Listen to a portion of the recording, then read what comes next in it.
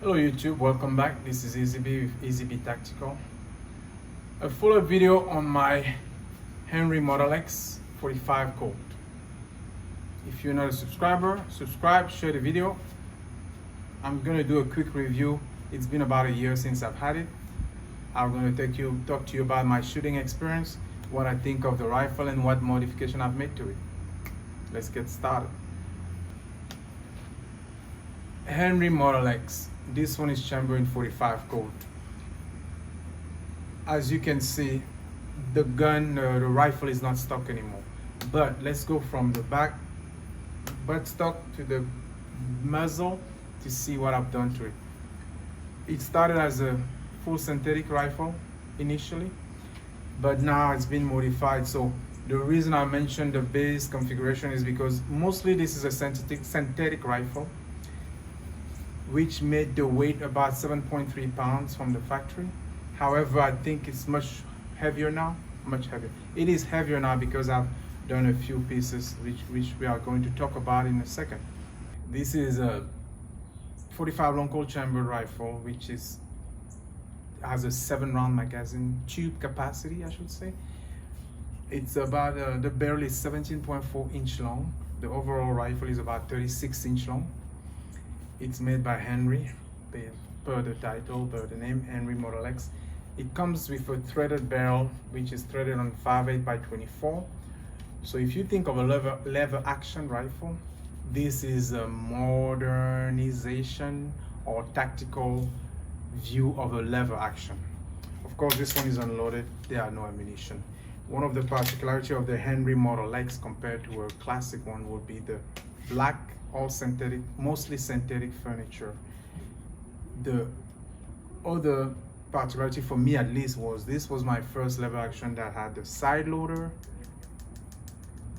a side gate loader, and a barrel tube combined. Typically, the first one I've had were only barrel loading, or tube loading, but not side gate. Originally, it came with a black. The stock is still original. You have a rubber butt pad that helps you mitigate the recoil. You have a synthetic furniture, as I mentioned. It's a steel receiver that's blued. It's tapped and drilled to receive a mount of your choice. In this case, I installed the Rangerpoint Precision rail scope mount. I've also upgraded the rifle handguard to a Rangerpoint Precision M-Lock handguard. They call it just the Henry M-Lock handguard. Factory were the fiber optic sights, which are still there. On some of my Instagram pictures, I had a Trigicon red dot here. No, actually, a Neotech XPS mounted here, but I removed it because when I shot it to play with at the range and to kind of sight the fiber optics, I wanted to do it just with the fiber optic sights and no red dot. But as it's configured, you can mount a red dot on the Picatinny rail. Threaded barrel, 5.8 by 24, as I mentioned, which for me, I really love it because I love running this one suppressed. Let's talk about the upgrade. So with the upgrades, I have now optic mount, top rail, M-Lock handguard. I think they call that the Henry quick lever takedown screw for the trigger guard, and then an ambidextrous extended hammer spur extension. So it makes the charging and the cocking lever ambidextrous. It gives you more surface. But these are the upgrades, all from Rangerpoint Precision. Now, one more thing, I put a piece of Magpul 1913 Picatinny rail on the forward of the M-Lock so I could mount a light, but ideally I'll probably put an M-Lock light and something like that. So why did I go with Rangerpoint Precision? I've been wanting to upgrade this one a little bit, make it more tactical, more modernized.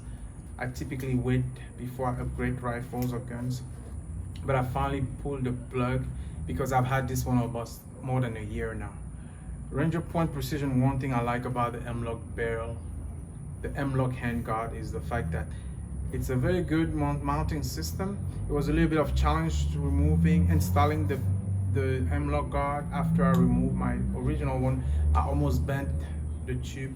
I almost bent it, but I love the fact that they have screws retaining the barrel in a very center position and makes it very rigid, well installed, very rigid and a strong installation. Also, I can use the tube. I can still do a tube fed and use the side loading or side gate loading at the same time, so you don't lose. I think, if I'm not mistaken, some of the other choices or earlier choices when it came to accessory aftermarket for lever action tactical, you will either lose the side gate or make the tube charging inaccessible. So this one, I've been running both and it's working just fine.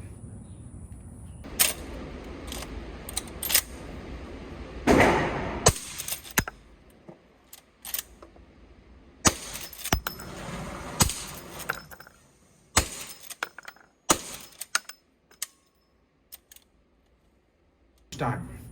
So I've taken this one to the range a few times. I wish I had an outdoor range with steel target when I film it. The 45 Colt ammunition, I've been using a lot of Freedom ammunition. I'm not sponsored by them, I'm just telling you what I've been using. But I've also bought random boxes here and there because for a while they were very hard to find. Very accurate. I love shooting lever action.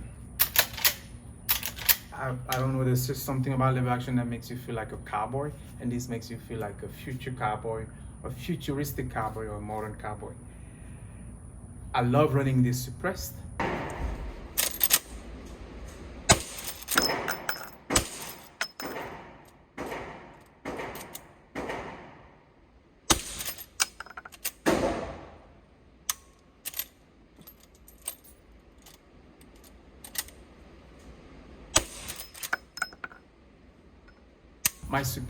My suppressor of choice is the Hybrid 46 by Silencer for this platform, right? Because this is one of my first can that's more multi-caliber, so it's big enough to accommodate the 45 Colt. One thing I don't like, I'm not sure if it's me or the rifle or a little bit of both. I'd noticed that when especially the last trip to the range, when I shoot and when I want to reload, the ammunition, the case, the cartridge is not going in unless I tilt the gun a little bit. So there must be something around my ramp or my chamber that's keeping it from loading in directly. So if I'm having to tilt the rifle when I'm chambering the next round from the tube. Somehow they seem to get hung up here once in a while.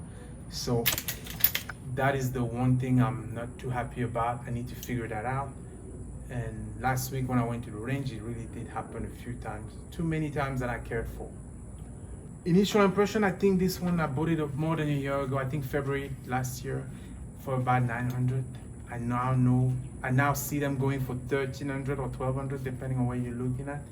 But last thing is, I was excited about getting this because when I first saw it coming available, I didn't even pay attention. I just read 45, so I thought it was 45 ACP, but it ended up being a 45 long Colt or 45 Colt, which ammo is still expensive and not too popular. So my dream Model X would be a 357 Magnum. Those seems to be unobtainium at the moment. I know Rangerpoint Precision is making a special edition, but for $300 or $3,000 that they quote me, I'm not ready for that. It's not for a lever action. So now I would love to review one. If you want to send me one, Rangerpoint Precision, a free gift, I'll take it. Anyway, that was my quick review on my 45 Colt. Enjoy the shootage at the range and get some.